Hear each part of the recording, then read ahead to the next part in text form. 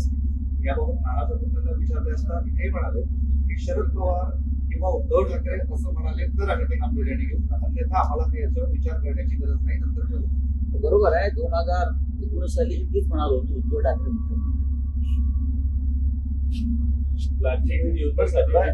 एक लक्षात घ्या, नाना पटोले बरोबर म्हणतात महाविकास आघाडीचाच मुख्यमंत्री, पण त्यांच्या समोर कुणी एखाद्या वेगळा चेहरा असले काँग्रेस पक्षाचे आणि समोर सांगावं, म्हणजे माझं काय अडचण नाही।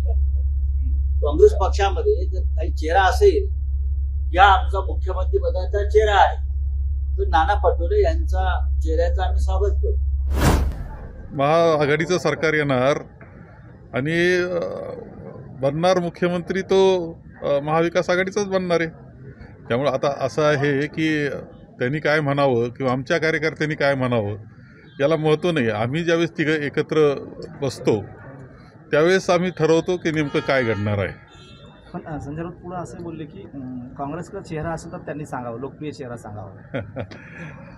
का बरं काँग्रेस असं का म्हटले हे माहीत नाही।